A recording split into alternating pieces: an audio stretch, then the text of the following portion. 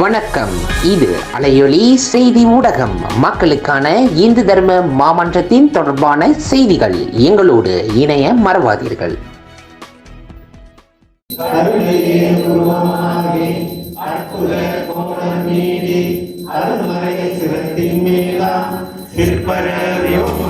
கிடாம் மாநில இந்து தர்ம ஆசிரியர் பயிலரங்கு கடந்த வெள்ளி சனிக்கிழமையன்று கிடாம் மாநில தமிழ் பள்ளி இடைநிலை பள்ளி இந்து சமய ஆசிரியர்களுக்கும் சமய வகுப்பு நடத்த ஆர்வம் உள்ளவர்களுக்கும் இந்து தர்ம ஆசிரியர் பயிலரங்கு சுங்கைகோ மலைச்சாரல் பிரம்ம வித்யாலயத்தில் சிறப்பாக நடைபெற்றது.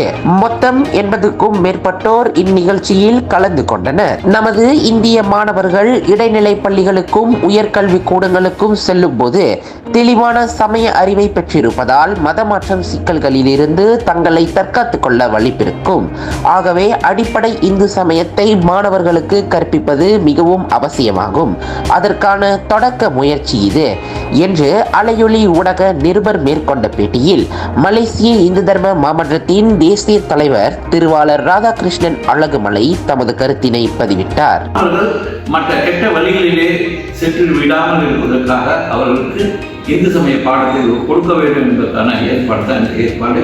இதற்கு குறிப்பாக தலைமையாசிரியர் மன்றம் மற்றும் பெற்றோர் ஆசிரியர் சங்கம் எல்பிஎஸ் இவர்களெல்லாம் நமக்கு ஆதரவு கொடுக்க வேண்டும் என்று வேலையில பணியோடு கேட்டுக்கொள்கிறேன். நன்றி.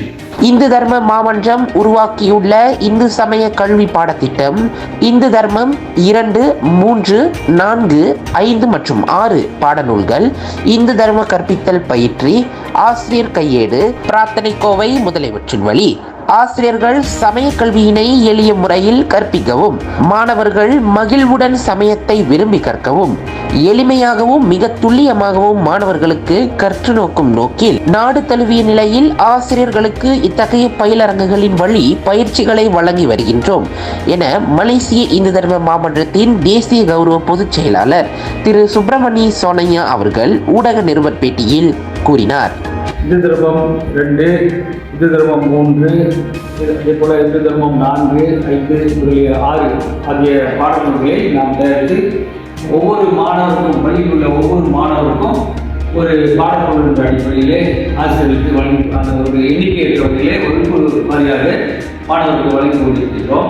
தொடர்ந்து கிடா மாநில தமிழ் பள்ளி தலைமை ஆசிரியர்களுக்கு சமய பயிலரங்கு தொடர்பாக விளக்க கூட்டத்தினை இந்து தர்ம மாமன்றம் ஏற்பாடு செய்திருந்தனர்.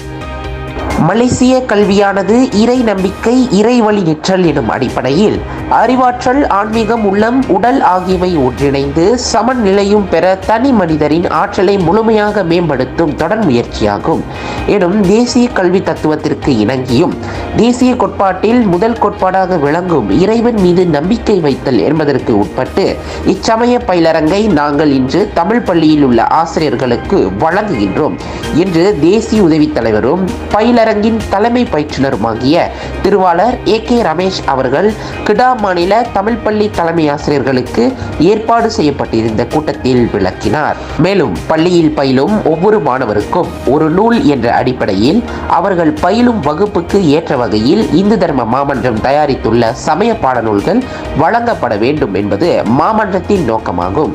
அவ்வகையில் இப்பயிலரங்கில் கலந்து கொண்ட பள்ளிகளுக்கு மாணவர்களின் எண்ணிக்கையின் அடிப்படையில் நூல்கள் வழங்கப்பட்டன. ஒரு மாணவனுக்கு ஒரு புத்தகம் அவங்களுக்கு புத்தகங்கள்லாம் கூட கொடுத்து அனுப்பியிருக்கிறோம். அந்த வகையில் அந்த பயிற்சி மிக சிறப்பாக நடைபெற்றது.